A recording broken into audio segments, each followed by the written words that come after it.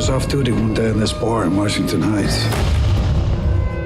The cops didn't have to pay for their drinks. And a couple of guys came in to rob the place. Chased them into the street, shot 2 dead. Got a third one in the leg. Why aren't you a cop no more?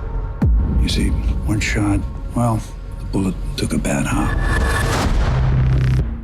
Walk Among the Tombstones is a gritty New York crime drama with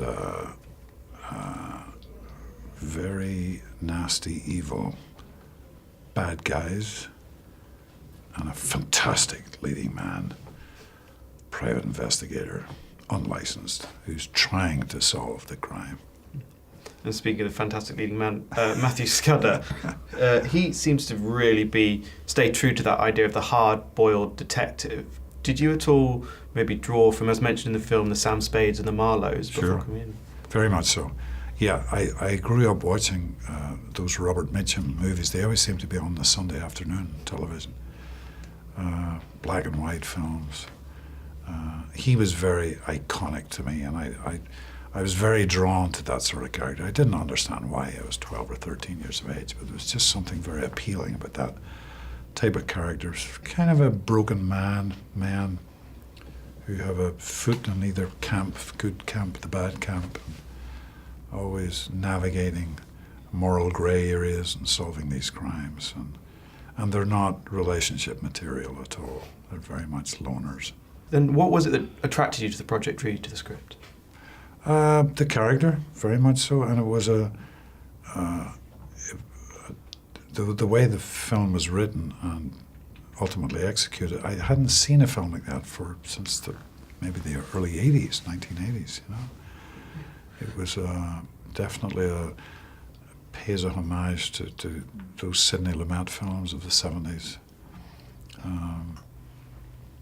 That type of genre, nitty, gritty, bleak New York street scenes. You know. And what would you say is the real motivations for Matt Scudder? Where did his core of his character lie? I think because of what happened to him in the NYPD on his final days there, he's sort of looking for a redemption. He's a struggling, sober alcoholic, functioning, and he's trying to get through every day, you know, with the horrible guilt that he carries that gets revealed in the film as to what that was. And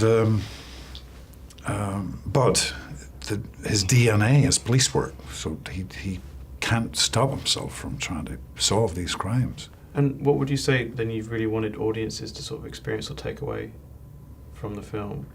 I think it's a very good thriller, and it looks very good. I think it's acted well, and it's and at times very much an edge of your seat thriller too. What do you say you're going to be looking to do next? I'm going to play a tree, and then I'm going to go to Taiwan and be a Jesuit, and then I'm going to be a drug smuggler, and it's something else, I think, next year. Well, that's an amazing cacophony of things, and I look forward to all of them. But thank you very much. Thank you. You've dealt with situations like this? Not like this.